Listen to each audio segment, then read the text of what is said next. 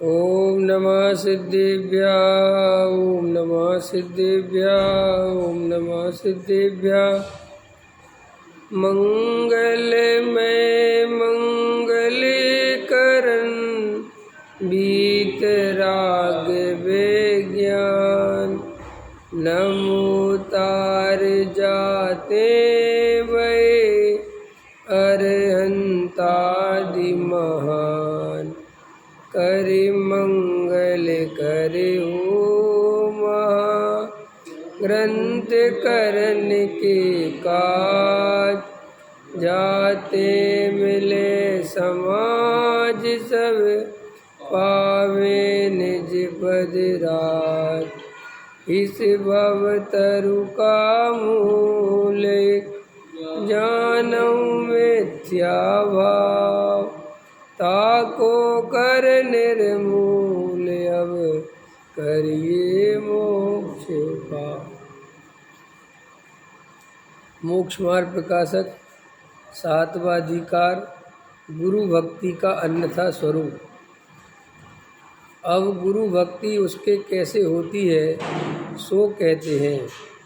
कितने ही जीव आज्ञानुसारी हैं, वे तो यह जैन के साधु हैं, हमारे गुरु हैं, इसलिए इनकी भक्ति करनी, ऐसा विचार कर उनकी भक्ति करते हैं।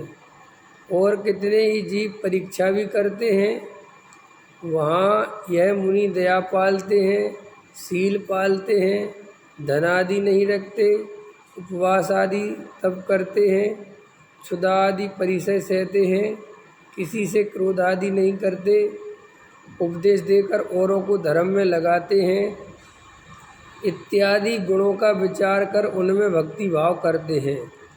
परंतु ऐसे गुण तो परमहंसादिक अन्य मतियों में तथा जैन मिथ्या दृष्टियों में भी पाए जाते हैं, इसलिए इनमें अति व्याप्तिपना है, इनके द्वारा सच्ची परीक्षा नहीं होती।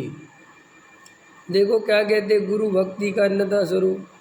कितने ही जीव आज्ञानुसारी, वे तो यह जैन के साधु हैं, हमारे साधु हैं, बस उनको और कुछ लेना देना ही नहीं है। बस उनने तो पिछी कमंडल देखा, नग्न दिगंबर साधु हैं और बस वो उनकी भक्ति करने लगते हैं, उनको नमस्कार आदि में लग जाते हैं, कोई विचार नहीं करते कि ये साधु सच्चे हैं कि नहीं हैं, कोई मतलब नहीं है। इस तरह के लोग बहुत ज़्यादा हैं, ख्याल में है ना। और जो थोड़े बहुत लोग हैं, मैंने जो विचार करते हैं वे बहुत कम हैं, नहीं विचार करने वाले बहुत ज़्यादा हैं, ख्याल में है ना। और देखो क्या कहते हैं, ऐसा विचार कर उनकी भक्ति करते हैं। और कितने ही जीव परीक्षा भी करते हैं। अब मतलब जो परीक्षा करते हैं वो टोडामल साहब कह रहे हैं वो परीक्षा ठीक नहीं है, लेकिन वो वाली परीक्षा भी बहुत कम लोग करते हैं। देखो जैसे वहाँ यह मुनि दया पालते हैं, ठीक है, सील पालते हैं, धन आदि नहीं रखते, उपवास आदि तब करते हैं। अब तो जनता इतनी बेहोश है कि वो ये भी नहीं देखती, ख्याल में। अब तो आजकल वर्तमान में कितने साधु हैं जो खूब धन का संचय करवा रहे हैं, धर्मशालाएं बनवा रहे हैं, क्रोध करते हुए दिखाई दे रहे हैं, ख्याल में है ना।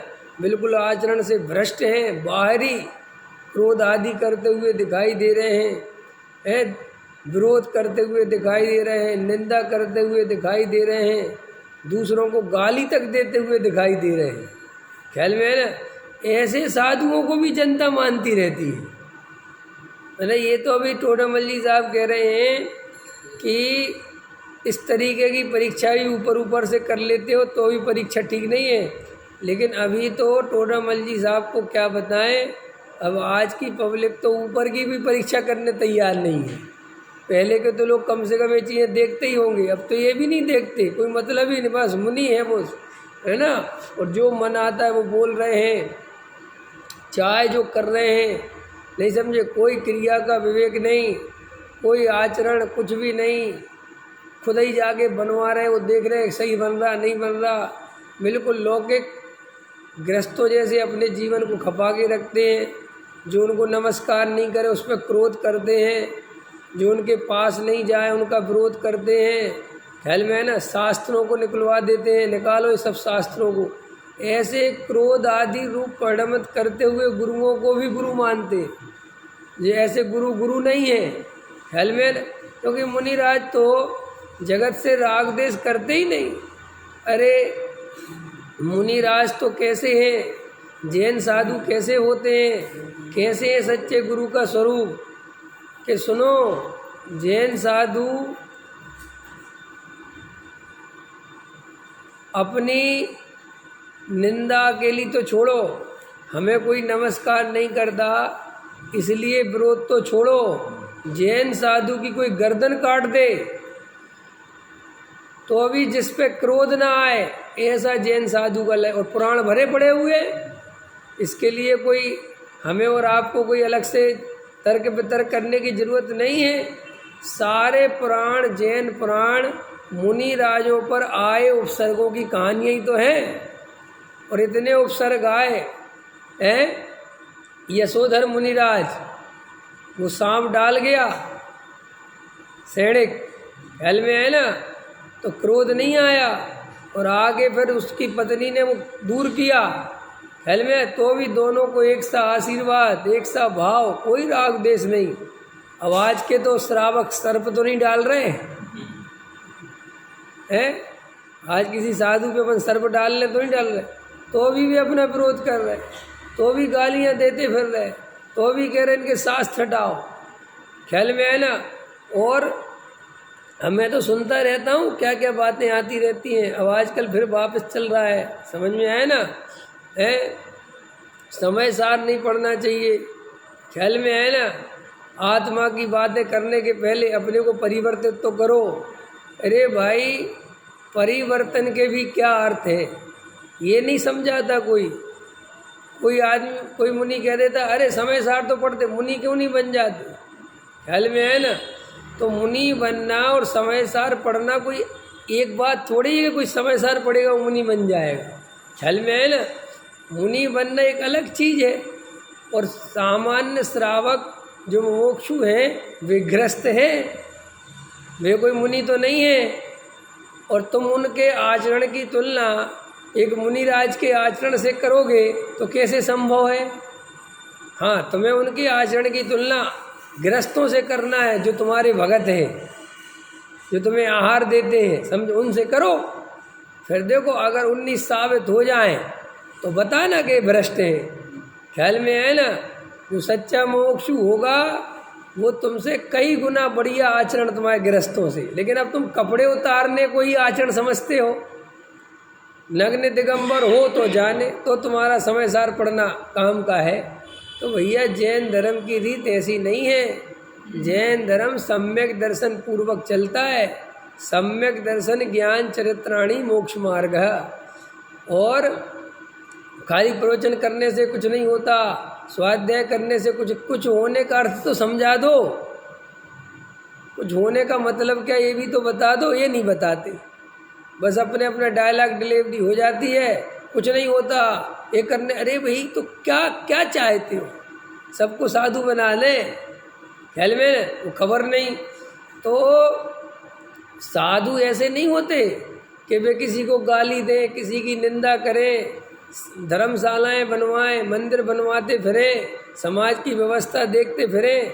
अगर यही सब करें तो वे सच्चे साधु कैसे, माने साधु होने की जरूरत ही क्या थी फिर, ये तो सब गृहस्थ ही करते हैं, क्या जरूरत कि साहब पंडित भी करते। अरे हम तो पंडित को पंडित नहीं मानते, ऐसा करे तो साधु तो बहुत दूर की बात है। कोई पंडित भी अगर ये सब पैसा इकट्ठा करवाना, ये करवाना, ये करवाना, तो हम उसे ब्रह्मचारी नहीं मानते। हम कहते काहे के ब्रह्मचारी हो, काहे के लिए ब्रह्मचारी बने थे। अपन तो वो लोग हैं ना जो अपने यहाँ पर भी कोई ऐसा करे तो अपन कहते ठीक नहीं है। क्यों? क्योंकि ये सब सामाजिक लोगों के काम है। एक पंडित, विद्वान, धार्मिक आदमी जिन्हें धर्म की खबर है, वे पैसे इकट्ठे करवाएं, धर्मशाला बनवाएं, समाज की व्यवस्था चलाएं, ये बिल्कुल ठीक क्यों? क्योंकि अपन को तो, जैसे अब मैं पंडित विद्वान हूँ, उदाहरण के लिए समझना मेरी बात, समाज में क्या होता है, ये बहुत इम्पोर्टेंट बात बता रहा हूँ। समाज में क्या होता है, हर तरीके के आदमी की ज़रूरत है, हर तरीके के आदमी की ज़रूरत है समाज में। समझना मेरी बात। मैं समाज में रहता हूँ, आप लोगों के बीच में रहता हूँ, तो कोई मेरे से प्रश्न पूछे तुम समाज के लिए क्या करते हो, समाज के प्रति मेरा कोई कर्तव्य है ना कि हाँ है ना, मैं समाज को सन्मार्ग दिखाता हूँ, स्वाध्याय कराता हूँ, तत्व समझाता हूँ। लेकिन मैं मंदिर नहीं बनवाता। मंदिर बनवाने वाले अरविंद जी हैं, ख्याल में है ना। मंदिर की व्यवस्था देखने वाली मैं नहीं देख। पंडित जी आप क्यों नहीं देखते, मैं क्यों देखूं तुमसे। मैं तो ये नहीं कहता कि तुम प्रवचन क्यों नहीं करते। अंत समझ में आ रहा मैं क्या कह रहा हूँ।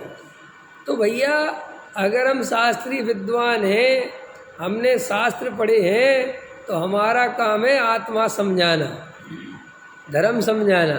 हमारा काम मंदिर बनवाना नहीं है, हमारा काम मैनेजर बनना नहीं है, हमारा काम ये सब व्यवस्थाएं संभालना नहीं है। अंत समझना मेरे ख्याल से। फिर साहब ये कौन करेगा कि ये करने वाले अलग हैं। ऐसे ही मुनिराज आत्मध्यानी ज्ञानी होते हैं। मुनिराज को सिर्फ आत्मा के लिए मुनिराज बने हैं। उन्हें जगत के किसी भी पदार्थ से, किसी भी समाज से, किसी भी संयोग कोई संबंध नहीं है, उन्हें कोई लेना देना नहीं है। तुम्हारा मंदिर बने तो बने, नहीं बने तो नहीं बने, वे किसी के अधीन नहीं, वे किसी से बंधे हुए नहीं, उन्हें कोई लेना देना नहीं।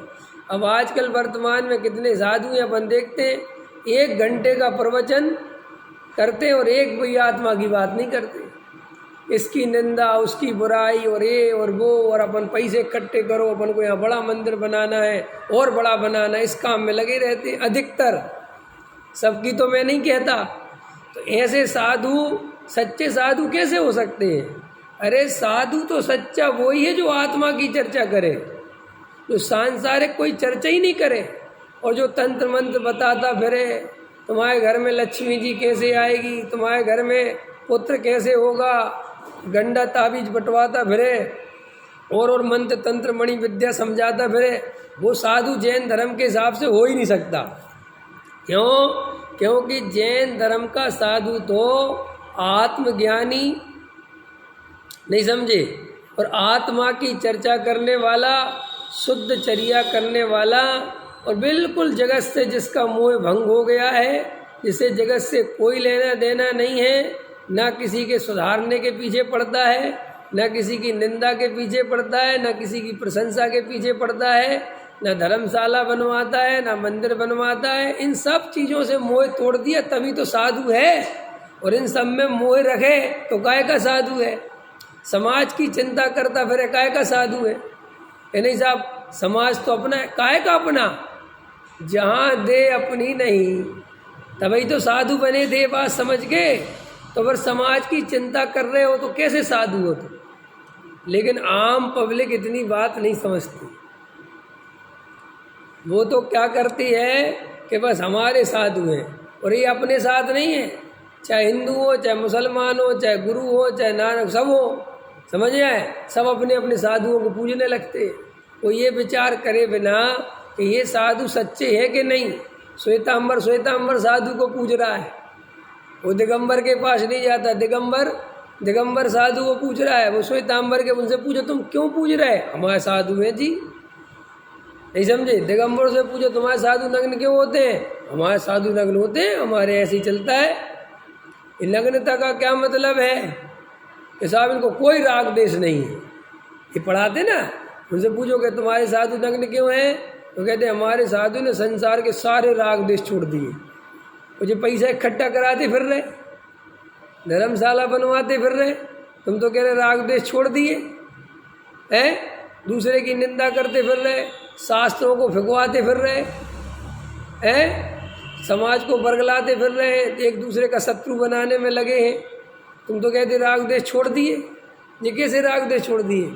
कपड़े छोड़ना आसान है क्या।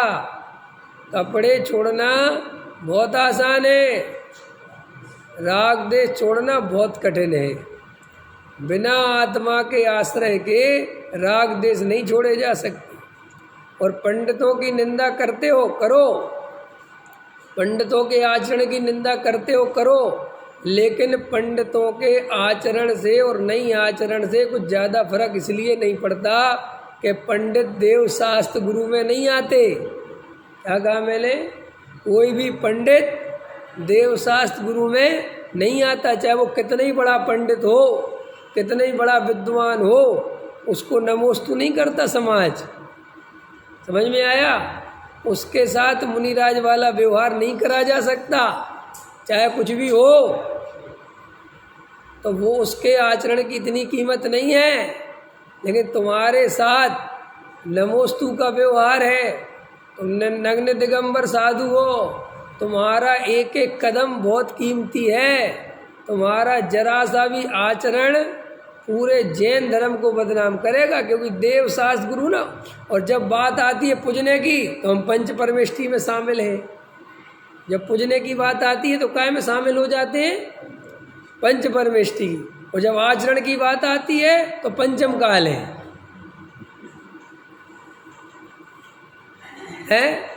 नहीं देखा तुमने? पूजने की बात आएगी हम पंच परमेष्टि में आते हैं, हम साधु हैं, आचार्य हैं, उपाध्याय हैं। बिल्कुल ठीक महाराज, बिल्कुल ठीक कह रहे, हम भी मान रहे ये बात कि पंच परमेष्टि में आते हो। लेकिन जी आचरण, ये बहुत शिथिलाचार चल रहा है, ये बहुत गड़बड़ चल रही है। पंचम काल है, अरे तो पंचम काल है तो फिर पंचम काल जैसा नमस्कार ले लो, फिर काय को परेशान होते हो?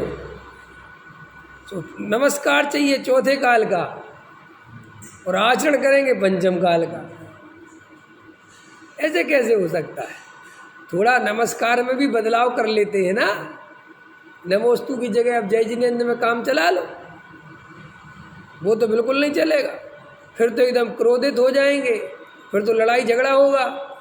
मतलब सच्चा साधु कैसा होना चाहिए ये भी समाज नहीं समझ पाता। इससे ज़्यादा दुर्भाग्य क्या होगा? ये भी लोगों को ज्ञान नहीं आता कि सच्चा गुरु कैसा होना चाहिए। अरे जो गुरु प्रत्यक्षी कसायवान हो, कसाय करता हुआ दिखाई दे, भले ही वो 15 दिन का उपवास कर रखा, उससे क्या होता है भाई साहब? कसायों का उपवास करना चाहिए भोजन के उपवास के पहले। क्या पहले काय का उपवास करना चाहिए? जिसके कसाय का उपवास होता है उसके ही भोजन का उपवास होता है। जिसके अंदर कसाय बहुत भरी पड़ी है वो बाहर में भोजन भले ही छोड़ दे, अंदर तो कसाय का भोजन प्रति समय कर रहा है। और सच्चे मुनिराज तो वही हैं जो ना कसायों का आहार करते हैं, ना बाहर का आहार कर रहे हैं, जो केवल शुद्धात्मा का आहार कर रहे हैं। वो सच्चा उपवास है। खबर नहीं, उपवास का अर्थ पता नहीं, साधुओं का स्वरूप, इसलिए स्वरूप पता नहीं है, इसलिए ये सब दुकानें चल रही हैं। और जो सच्चा स्वरूप बताने वाले हैं उनका विरोध करते हैं। क्यों करते हैं? उनके खिलाफ बोलते हैं। उनके मंदिर में मत जाओ, उनके स्वाध्याय भवन में मत जाओ, उनके शास्त्र मत पढ़ो। उनने सब शास्त्र चेंज कर दिए। चेंज नहीं कर दिए, उसमें तुम्हारी सच्ची बातें लिखी हैं, जिससे अगर वो पढ़ लेंगे तो तुम्हारा ये शिथिलाचार, ये जो छल कपट मायाचार है जो तुम खुलेआम करे जा रहे हो, फिर ये कर नहीं पाओगे। फिर ये शिथिलाचार नहीं चला पाओगे, ये बहुत अच्छे से जानते हो। इसीलिए इनका विरोध करो। पकड़ में आया कि नहीं आया? अरे मैं तो आपसे कहता हूँ, लोग कहते हैं मोक्षु महाराजों को नहीं मानते, ठीक है, ये बात आती है। लेकिन मुझे ये समझ में नहीं आती कि वो पहले तक मानता था। समझना, उदाहरण के लिए पहले तक वही व्यक्ति मानता था, और जब स्वाध्याय भवन में स्वाध्याय करने लगा तब तुम्हें मानना बंद कर दिया। तो क्या क्या क्या पढ़ लिया उसने? शास्त्रों में ऐसा कोई शास्त्र मोक्षु का लिखा के दिखा दो, एक शास्त्र लेके आ जाओ, मैं आज ही तुम्हें गुरुदेव को मानना छोड़ दूंगा, जिसमें कहीं गुरुदेव ने या किसी शास्त्र में जो सोनगढ़ से छपा हो, जयपुर से छपा हो, जिसमें ये लिखा हो कि मुनिराजों को नहीं मानना, जिसमें ये लिखा हो कि मुनिराजों की भक्ति नहीं करना। ये लिखा, एक लेके एक लाइन लिखी हो कहीं, जितने भी शास्त्र हैं, जयपुर के हों, सोनगढ़ के हों, कहीं के भी हों, उसमें मुनिराजों का स्वरूप बताया है। मुनिराजों का कोई विरोध नहीं किया, मुनिराजों की कोई निंदा नहीं की। लेकिन क्या करें, जब वे स्वरूप बताते हैं सो वो स्वरूप तुम धारण नहीं करते, तुम वैसा आचरण नहीं करते, तो उस फ्रेम में सेट नहीं बैठते, तो वो तुम्हारे पास आना छोड़ देता है। अब उसमें बताते हैं साधु का स्वरूप, जो बता रहे ना साधु का स्वरूप, कि साधु कैसे होते हैं कि जो धन इकट्ठा नहीं कराते, धर्मशाला नहीं बनवाते, परिग्रह नहीं रखते, क्रोध नहीं करते, निंदा नहीं करते, गाली नहीं देते, ख्याल में है ना, मोबाइल नहीं रखते, मोबाइल पे बात नहीं करते। अभी बता दिया स्वरूप, हमने कोई ये थोड़ी कहा था कि मुनिराज के पास मत जाना, हमने तो स्वरूप बताया। अब स्वरूप बताया तुमने तो तुम्हें समझ में आ गया। अरे अब तुम जिसके पास आंख बंद करके जा रहे थे बिना सोचे समझे, अब तुम्हारी आंख खुल गई। अभी तक तो तुम धोखे में जी रहे थे, अब समझ में आ गया कि अरे ये क्या है ये, तो तुमने अपने आप साधु के पास जाना, उस साधु के पास जाना छोड़ दिया। तो क्या बदनाम कर दी, क्या कह दिया कि ये देखो मुनिराज विरोधी। अरे भाई मुनिराज विरोधी नहीं है, शिथिलाचार विरोधी है। जो मुनि का स्वरूप नहीं है ऐसा मुनि के विरोधी है, उसके विपरीत जा रहा है। नग्न दिगंबर साधु तो है, लेकिन साधु के जैसा जीवन होना चाहिए वैसा जीवन नहीं जी रहा है, इसलिए विरोध में। कि गृहस्थ भी तो नहीं जी रहा है, ऐसा प्रश्न आता ना, गृहस्थ भी तो नहीं जी रहा है, ऐसा प्रश्न बहुत आता, गृहस्थ भी तो नहीं जी रहा है। हम खुद कह रहे हैं गृहस्थ वैसा नहीं जी रहा है, कि गृहस्थ कभी जीते ही नहीं।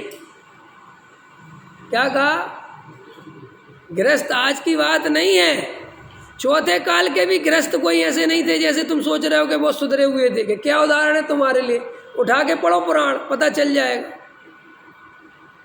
चंदन वाला, और अभी तो मुझे कम उदाहरण याद आ रहे हैं, चंदन वाला के साथ कैसा व्यवहार किया, अभी याद कम आ रहे मेरे को। मारीची ने आदिनाथ के समोषण में सुट के क्या किया है, क्या कौन से श्रावकों की बात कर रहे हो तुम। लेकिन तीन काल में मुनिराज के स्वरूप से कुछ नहीं, क्योंकि गृहस्थ को कोई नमस्कार थोड़ी करना है।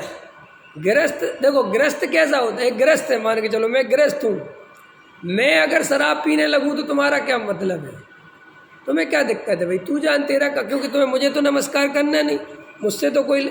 लेकिन अगर मैं, मेरे जैसा पंडित विद्वान आदमी तुम्हें आत्मा की बात समझा रहा है, अगर मैं शराब पीने लगूँ, मैं जुआ खेलने लगूँ, तो तुम फिर मेरा प्रवचन सुनोगे?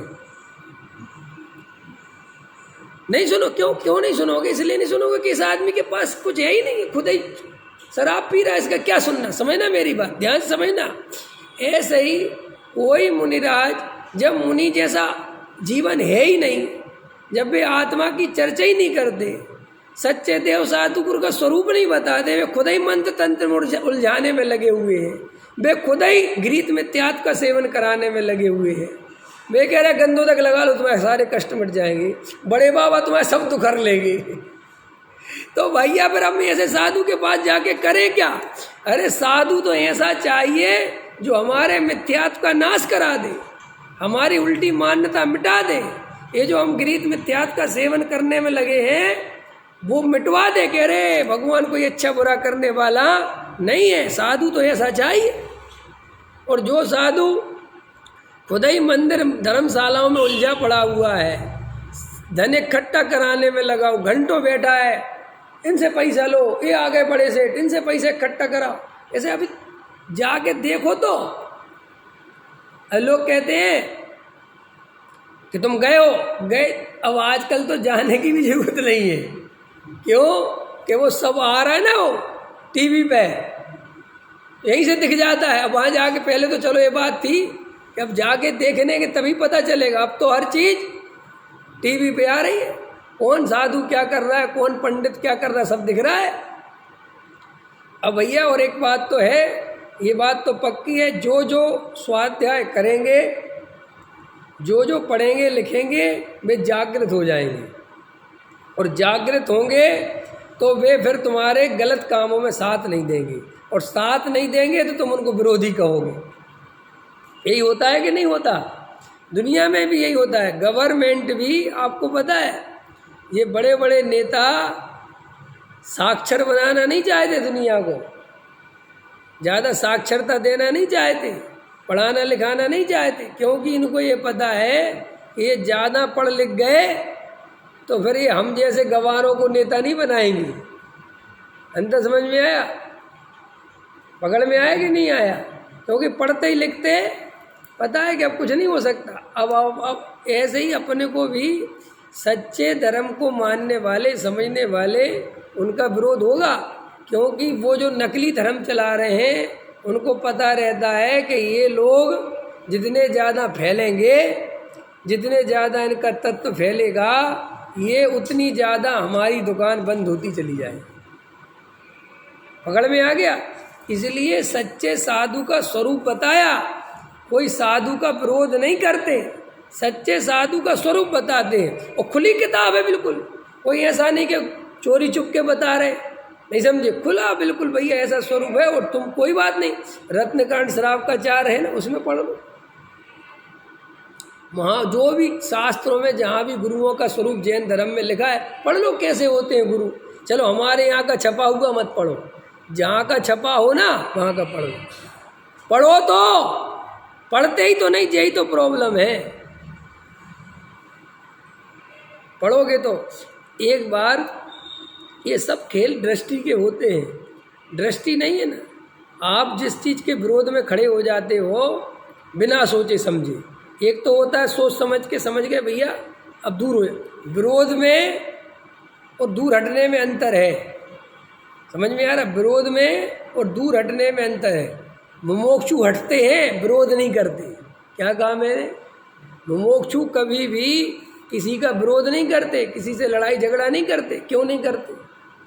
क्योंकि भैया तत्व ज्ञान हो जाता है, पता चल जाता है कोई किसी का परिणमन कराने वाला है नहीं, ना कोई साधु अपनी सुनेगा, जिसको जो करना है करेगा। इससे अच्छा अपन क्या करो कि अपन तो अपने भैया शांति अपने रास्ते चलो। और विरोध कौन करता है? जो कसाई होता है। झगड़ा कौन करता है? जो कसाईवान, वो करेगा। ये हमारी नहीं सुनते, इनको हटाओ यहाँ से। अंतर समझ में आया? तो स्वाध्याय नहीं करते, स्वाध्याय करोगे तो सब बातें समझ में आ जाती हैं कि क्या सत्य है। अरे मैं किसी की रोन नहीं कह रहा, मैं भी जब 10वीं क्लास पढ़ता था, मैं तो अपनी कहानी सुनाता हूँ। 10वीं पढ़ा, 11वीं पढ़ा, 12वीं पढ़ा, मैंने 18 साल का हो गया था। 18 साल का था मैं पक्का। मुझे ऐसी कम उम्र नहीं थी कि मुझे कुछ याद नहीं हो, बचपने की बात हो। 18 साल की उम्र तक मैं अपने बाबा से बहुत लड़ा हूँ इस बात पे कि तुम कहाँ जाओगे? नरक। क्योंकि तुम जो है ना महराजों को नहीं मानते, महराजों के पास नहीं जाते। और मैं जाता था महराजों के पास। ख्याल में आया कि नहीं आया? तो मेरे बाबा ने, मैं उनका पोता था, समझना ध्यान से, कितनी बड़ी बात बता रहा हूँ मैं। एक मुमुक्षु की पहचान बता रहा हूँ मैं तुम्हें, एक मुमुक्षु कैसा होता है। मेरे बाबा ने आज तक ऐसा बोलने पर ना मुझे कभी डांटा कि तू क्या कह रहा, तू मूर्ख है, ऐसा कभी नहीं बोला मेरे को, कभी नहीं बोला, इस शब्द तक नहीं बोले। अकल नहीं, कुछ नहीं बोला, हंसते रहते थे। और वैसे इतने खतरनाक थे पढ़ाई लिखाई के मामले में कि ईंट उठा के मार दे। ईंट, समझ गए ना? पढ़ा गांव, जैसे मैं गांव में रहता था और वे शहर में रहते थे, तो वे जब शहर से आते थे गांव में, तो वे थैला बाद में रखते थे। पहले एक ही काम था कि मैं कहाँ हूँ। क्या देखते थे? मैं कहाँ हूँ। पूछते थे कहाँ है वो। किसी ने कह दिया वो तो वहाँ नीचे के तरफ खेल रहा होगा, तो वहीं पहुँच जाते थे सीधे। और बिल्कुल कुछ नहीं हो, मैंने दूर से देख रहा हूँ वो आ गए, वो भाग रहा हूँ मैं, वो सीधा उठाते थे पत्थर या ईंट और कहते थे रुक जाओ, मतलब मार दूंगा वहीं। इनके साथ खेलोगे, ऐसे बनोगे, ऐसे खूब डांटते थे इन सब बातों में। लेकिन धर्म के नाम पर कभी नहीं डांटते, कहते थे कोई बात नहीं। तो मैं उनसे कहता था तुम ऐसा ही करते, ऐसा कोई बात नहीं। तो मेरे से कहते थे कि क्या कहते हैं महाराज तुम्हारे, क्या कहते थे मेरे से, क्या कहते तुम्हारे, हमारे महाराज कहते पूजा पाठ प्रक्षाल करो, ये मत, हाँ तो मत करो, तुम करो, चलो उनकी तो मानोगे, हाँ ख्याल में चलो। और क्या कहते ये पढ़ो मेरी भावना तो अच्छी है, ये तो नहीं है, ये तो मोक्षु की नहीं है, नहीं है, लो पढ़ो मेरी भावना पढ़ो, ख्याल में है ना, आलोचना पाठ पढ़ो, ये पढ़ो जो तुम्हारा मन करे वो पढ़ो, पढ़ता रहता था मैं। फिर वो कहते थे मेरे से कभी कभार, मैं कहता था बाबा तुम ये सब जो महाराजों के पास क्यों नहीं जाते क्या, कहते बेटा कौन कहता है इन महाराजों की बात नहीं जाता, तुम्हें अभी समझ में नहीं आएगी। ये भी नहीं कहते थे इनमें कुछ कमी, कुछ नहीं बोलते थे वो कहते थे कोई बात नहीं, कोई बात नहीं, अभी तुम थोड़े और बड़े हो, अगर स्वाध्याय वगैरह करना सीखोगे तो फिर देखेंगे, कुछ नहीं कहते थे। और जब भाई साहब 12वीं तक पढ़ लिया मैंने, और सुनो 11वीं क्लास में मेरे को मोराजी में एक शिविर लगा था, एक महाराज जी का नाम भी क्या वो तो लगा ही था, प्रमाण सागर महाराज जी के शिविर में गया मैं। तो वहाँ पे मेरा एडमिशन हो गया, मथुरा में सांगानेर में, दोनों ही जगह मेरा एडमिशन कर लिया। और मेरे को इतना इतना प्रेम करते थे बेनाडा जी, अब ये सब बता रहा हूँ मैं ताकि तुम्हें पता चल जाए कि मैं कोई ऐसा ही नहीं सब चीज़ें बोलता हूँ, मुझे सब चीज़ें मैंने देखी हैं समझी हैं जब बता रहा हूँ। तो बेनाडा जी इतना प्रेम करते थे, बोले तू आगरा चला जा, उनके घर भी रहा मैं 3-4 दिन, उस समय जब मेरा जयपुर से या किसी से कोई लेना देना नहीं था। अब सच्ची घटना इसलिए बता रहा हूँ 5 मिनट में कि ये जो लोग आरोप लगाते ना कि ये कुछ कर देते, कुछ नहीं करते, मैं प्रत्यक्ष गवाह हूँ ना। तो जब वहाँ पे जाने की बात आ गई तो मेरी बुआ ने मुझे मना कर दिया कि इतनी दूर नहीं भेजना, वो जैसी स्थिति थी फिर मैं नहीं गया। लेकिन मेरे को मैथ साइंस पढ़नी थी, मैंने 11वीं में मैथ साइंस ले ली, 12th तक पढ़ता रहा।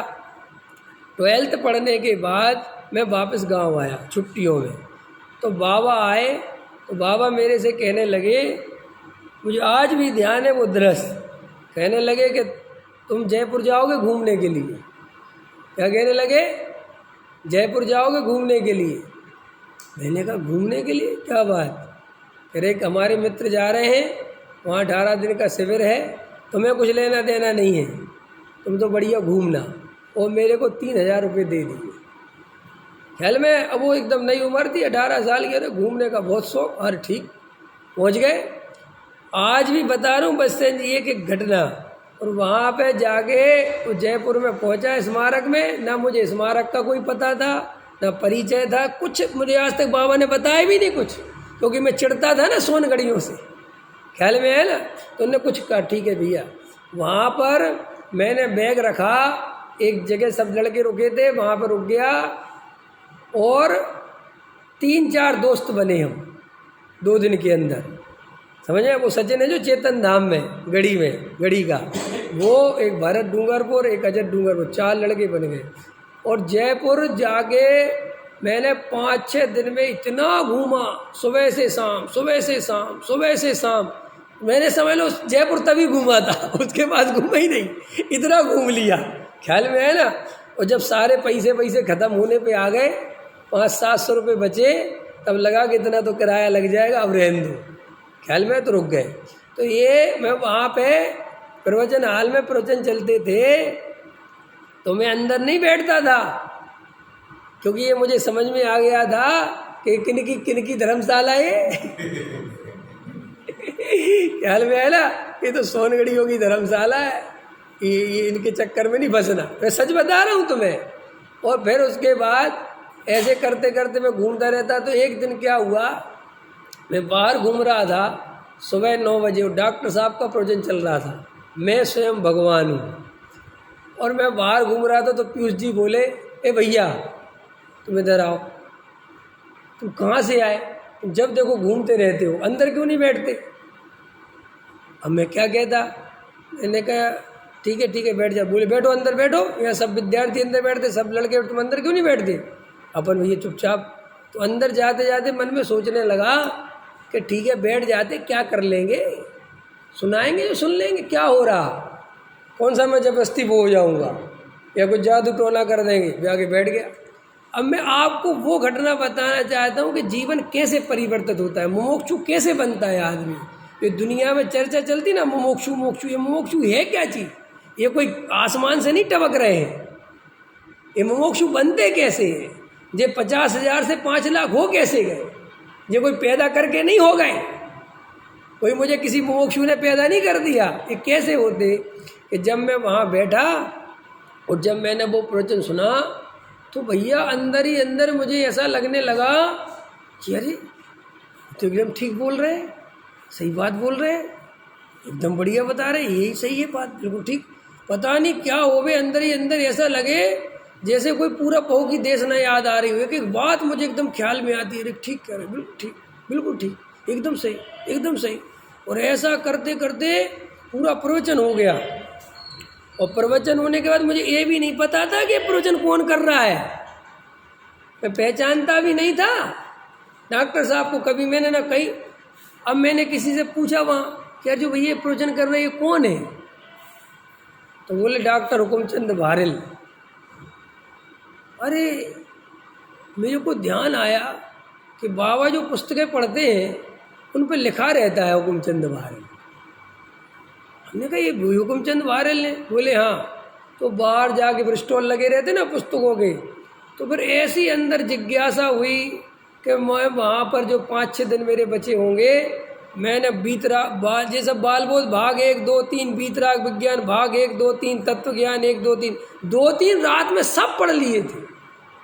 और ऐसा कुछ उदय था कि मुझे किसी से पूछने नहीं जाना पड़ता था कि समझ में नहीं आ रहा। एक भी चीज़ स्मारक में 5 साल पढ़ा, कभी मेरे को शंका ही नहीं हुई किसी चीज़ पे कि अरे ऐसा क्यों, सब अपने आप समझ में आता जावे, पढ़ता जाऊं। और फिर अभय जी के, उत्तम चंद जी सिवनी साहब के ख्याल में है ना, और 2-3-4 सबके विद्वानों के पूरे प्रवचन सुने, सब क्लास अटेंड करी। और 3-4 दिन में एकदम ऐसा निर्णय बन गया कि अरे भैया मैं तो अभी तक धर्म का सच्चा स्वरूप समझता ही नहीं था। धर्म तो ये है, जैन धर्म तो ये है, मैं तो अभी तक पता नहीं क्या क्या करता रहता था। और फिर वो संयोग, वो एडमिशन की भी कहानी बड़ी ज़बरदस्त है। मैं जब घर आया समझ में आया तो बाबा के पैर छुए, तो बाबा से कहा मैंने, तुमने कहाँ मेरे को पहुँचा दिया, मैं तो निहाल हो गया। तो उस दिन बाबा बोले, उस दिन बोले सोचो बात कि बेटा मैंने नहीं पहुँचाया, तेरी योग्यता आ गई थी, तेरी होनहार भली थी और मुझे दिख गया था कि कुछ बात बन सकती है। सोचो बात, ऐसे बनते मोक्ष। अब बुलाओ मुझे महाराज वालों के पास ले चलो। अब मैं कोई महाराज का विरोधी थोड़ी हो गया, लेकिन जब मैंने शास्त्र पढ़े तो मुझे समझ में आ गया पैसा इकट्ठा करने वाला महाराज सही नहीं है। मुझे समझ में आ गया परिग्रह इकट्ठा करने वाला महाराज सही नहीं है। मुझे समझ में आ गया जो गाली दे, विरोध करे, क्रोध करे, ख्याल में वो महाराज सही नहीं है। जो समाज की व्यवस्था बनाता फिरे वो महाराज सही नहीं है। इतनी बात मुझे समझ में आ गई। तो अब जिन महाराजों के पास नहीं समझ में आया, मैं नहीं जा रहा हूँ, तो वो क्या कहते हैं कि जो विरोधी देखो देखो ये सोनगढ़ी हो गया। अरे हो गया क्या मतलब है? मैं तो आज भी तुम्हारे पास 10 दफ़े झुकूं, ख्याल में है ना, तुम अच्छे महाराज तो बनो, लेकिन नमस्कार चाहिए चौथे काल का और आचरण करेंगे पंचम काल का। और कोई बात कहेगा तो ये पंचम काल है जी, ये तो सैनन नहीं है। अरे सैनन नहीं है तो बन काहे को गए? नहीं समझ में आए। जो शक्ति हमारे अंदर नहीं है और हमें पता है कि अरे शक्ति हमारे अंदर नहीं है, तो ऐसा काम करना तो छल है ना, मायाचार है ना। हमारे मंदिर में 1 लाख रुपए देने की सामर्थ्य नहीं है उदाहरण के लिए, और हम समाज के सामने 1 लाख रुपए की बोली ले लें, और बाद में जब समाज वाले हमसे कहें तो हम कहें जी हमारे पास तो नहीं। तो गलत है कि नहीं? अरे गलत है कि नहीं? ऐसा करना चाहिए? बिल्कुल नहीं करना। ऐसे ही जब सबके सामने तो महाराज दीप दिगंबर अंदर जान रहे हो कि हमारी शक्ति नहीं है, हम ऐसा आचरण नहीं पाल पाएंगे, तो क्यों बन रहे? कोई जबरदस्ती तो नहीं कह रहा ना कि बनवाई, क्योंकि जैन धर्म तो महाराज बनने के पहले चालू हो जाता है। कि कैसे हो जाता है? महावीर का जीव शेर की पर्याय में सम्यक दृष्टि हो गया, पंचम गुण स्थानवर्ती हो गया, त्रयंच पंचम गुण स्थानवर्ती हो जाते हैं। कितने श्रावक सम्यक दृष्टि पंचम गुण स्थानवर्ती बन के रहते हैं, चौथे गुण स्थानवर्ती बन के रहते हैं। तो सम्यक दर्शन तो धर्म का मूल है। सर्वार्थ सिद्धि के देव 33 सागर तक उसी सम्यक दर्शन के साथ रहते हैं कि नहीं रहते हैं? तो क्या दिक्कत है? नहीं बन पा रहे मुनिराज, नहीं है शक्ति सामर्थ्य, तो कोई बात नहीं, चौथे गुण स्थान में रहो, 5वें गुण स्थान में रहो, घर में रहो और खूब आत्मा आराधना करो। जरूरी थोड़ी है कि सारी आराधना तुम जबरदस्ती नहीं आचरण होगा तो भी करोगे तभी होगी, ऐसा जैन धर्म है ही नहीं। जैन धर्म का ये स्वरूप नहीं है भैया। जैन धर्म किसी पंथ संप्रदाय से नहीं चलता, देखा देखी नहीं चलता। जैन धर्म मतलब होता है वस्तु का स्वरूप। जैन धर्म दिखावे का धर्म नहीं है कि मैं तुम्हारे दिखाने के चक्कर में मुनि बन जाऊं या मुनि परंपरा चलनी चाहिए इसलिए मुनि बन जाऊं, ऐसा जैन धर्म नहीं है। जैन धर्म किसी परंपरा का गुलाम नहीं है। जैन धर्म किसी परंपरा की चिंता, ये तो हम और तुम कहते हैं कि हमारी परंपरा, जैन धर्म कोई परंपरावादी है ही नहीं। जैन दर्शन महावीर बन गए। क्या कह रहा हूँ मैं? अच्छा, महावीर क्यों बन गए बताना? आदिनाथ तीर्थंकर आदिनाथ बन गए तो इसलिए महावीर बन गए। पारसनाथ को देख के महावीर बन गए क्या? तो भैया पर जैन दर्शन तो कैसा है? महावीर अपने लिए महावीर बने, वे जगत के लिए महावीर नहीं बने। और सुनो, असली गजब की बात बता दूं, हमारे यहाँ तो तीर्थंकर का स्वरूप पढ़ने लायक है कि भाई साहब वे दीक्षा लेते ही मौन ले लेते हैं, मौन ही हो जाते हैं। क्यों हो जाते हैं मौन? वो कहते हैं जगत में संवाद करने लायक कुछ है ही नहीं। 13वें गुण स्थान में दिव्य ध्वनि खिरती है, अपने आप जीवों को तत्व समझ में आ जाता है। वे किसी जगत की चिंता कभी करते ही नहीं। और हम और आप जो चिंता करते हैं ना परंपरा की, हमारा जैन धर्म है, परंपरा तो चलनी चाहिए, ये कोई तुम्हारे धार्मिक होने के लक्षण नहीं है, ये तुम्हारे परंपरावादी होने के लक्षण हैं। नहीं समझ में आया? क्या चलाना चाहते हो? लोग परंपरा चलाना चाहते हैं, सम्यक दर्शन नहीं चाहते। तुम्हें परंपरा की चिंता है, तुम्हें आने वाली पीढ़ियों की चिंता है कि वे धर्म समझेंगे कि नहीं, है ना? लेकिन अपनी है हिसाब अपनी है जब तो सुन रहे, इसको अपनी चिंता नहीं कहते। जिसे आत्मा से सच्चा प्रेम हो, जिसे आत्मानुभूति की ललक हो, जो गहरा तत्व विचार करता हो, एकांत में आत्म ध्यान करता हो, वो जीव कहने का अधिकारी है कि मुझे अपनी चिंता है।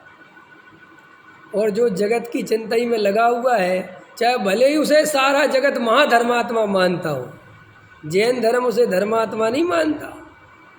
महावीर अगर मिल जाए तो मैं महावीर, अभी अगर महावीर मिल जाए और महावीर से कहो कि मैं धार्मिक हूँ कि नहीं, कहेंगे बता किस अर्थ में पूछ रहा है?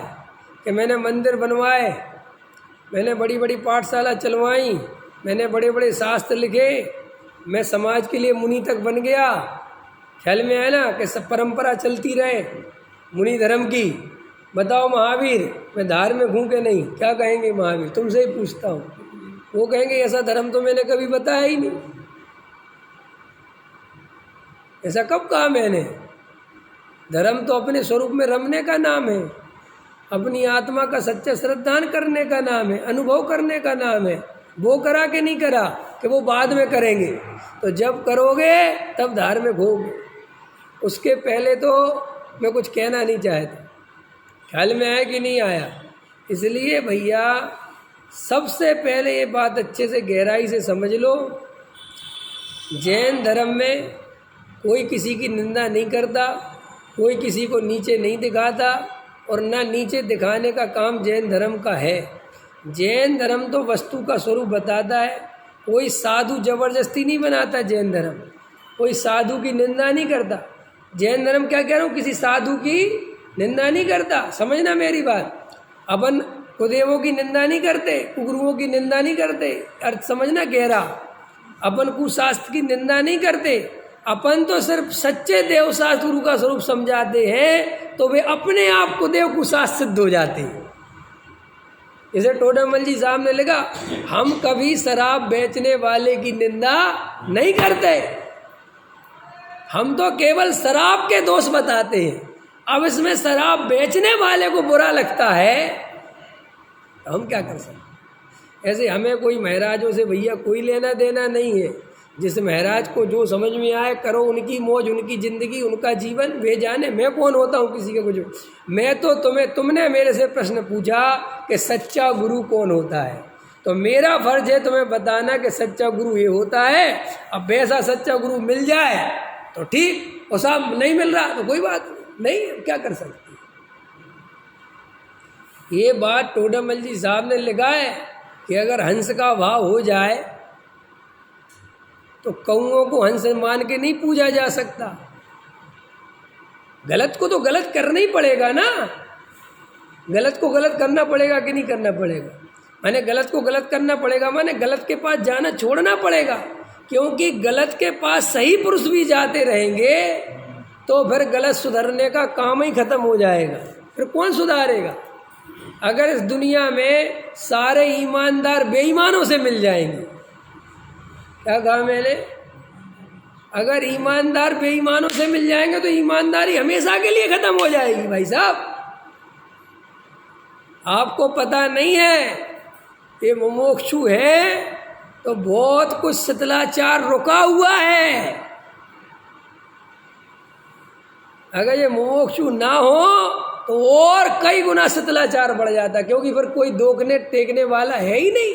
फिर जनता को होश कहाँ है बेचारों को कि हम क्या कर रहे हैं क्या नहीं कर रहे। ये तो भैया कहीं ना कहीं थोड़ा लगा रहता है कि भैया थोड़ा ध्यान रखो, दूसरे भी देखने वाले हैं ना। जगत में इस कभी किसी को होश नहीं भैया कि सच्चा गुरु कौन, सच्चे शास्त्र कौन, सच्चा देव कौन। इसीलिए जो अपन को टोडामल जी साहब देव शास्त्र गुरु का स्वरूप समझा रहे हैं, तो अपन ने कल देव का देखा था, आज गुरु की चर्चा हुई है। और अभी देखो इसमें क्या क्या लिखा, कितनी चर्चा समझने लायक है। कोई मुनिराज इसलिए महान नहीं हो जाते, देखो क्या लिखा कि वे दया पालते हैं, धनादि नहीं रखते, उपवास करते हैं, क्षुधादि परिसर सहते हैं, किसी से क्रोध नहीं करते। माने इन बातों को तो टोडामल जी कह रहे, लेकिन अपन तो ये तक नहीं देख रहे, नहीं समझ में आया। अपन तो इतनी भी परीक्षा नहीं कर पा रहे, और वो कह रहे हैं कि असली परीक्षा तो सम्यक दर्शन ज्ञान चरित्र से होती है। वहाँ तक पहुँचना तो बहुत मुश्किल है। अभी तो हम यहीं तक नहीं पहुँच पा रहे, सम्यक दर्शन ज्ञान चरित्र तक तो ना जाने कब पहुँचेंगे। इसीलिए भाई बहुत गहराई से इसका विचार करना और सच्चे गुरु का स्वरूप समझना और अपना निर्णय स्वयं करना। कोई दूसरा तुम्हें निर्णय कराने वाला नहीं है। अगर तुम्हें कोई गुरु, कोई मुनिराज सच्चे लगते हैं, अच्छे लगते, खूब जाओ, खूब उनकी भक्ति करो, खूब आहार दो, खूब भैया वृत्ति करो, कोई निषेध नहीं है। हम क्यों निषेध करेंगे, अंतर समझ में आया ना। और तुम्हें लगता है कि गुरु सच्चे नहीं है तो अपना निर्णय खुद करना कि जाना कि नहीं जाना। लेकिन हम पे आरोप मत लगाओ कि हम तुम्हें रोकते हैं जाने से। हम कौन होते हैं रोकने वाले भाई, हम किसी को नहीं रोकते। हम तो सिर्फ ये कहते हैं कि ये स्वरूप है, अब तुम्हें समझ में आए तो समझो, नहीं समझ में आए तो मत समझो। हमसे दूर भागना हो तो हमसे दूर चले जाओ, नहीं समझ। हम ये नहीं कह रहे कि तुम हमारे पास रहो, तुम अपना निर्णय स्वयं करना। क्योंकि जैन धर्म थोपने वाला दर्शन नहीं है, जैन दर्शन जबरदस्ती का दर्शन नहीं है, जैन दर्शन रूढ़िवादी दर्शन नहीं है, जैन दर्शन किसी पंथ संप्रदाय वाला दर्शन नहीं है। जैन दर्शन में सब जीव स्वतंत्र हैं। जैन दर्शन में दिगंबर को श्वेतांबर बनना हो तो खूब आराम से बन जाओ, श्वेतांबर को दिगंबर बनना हो तो कोई रोकने वाला नहीं। तुम्हारी इच्छा, तुम्हारा जीवन, कोई तुम्हें कोई कुछ करने वाला नहीं है। और तुम्हें सच्चा स्वरूप समझकर, सच्चे देव शास्त्र गुरु का स्वरूप समझ में आ गया हो तो उनकी सच्ची आराधना करो तो तुम्हारा आत्म कल्याण हो जाएगा। ये भी एक मार्ग है। अब आत्म कल्याण करना है, नहीं करना है, संसार में रहना है, वो तुम्हारे ऊपर डिपेंड करता है, ना कोई पंडित के ऊपर डिपेंड करता है, ना किसी महाराज के ऊपर डिपेंड करता है। अपना जीवन तुम स्वयं जियो, कैसा जीना है। ठीक है। सहजान।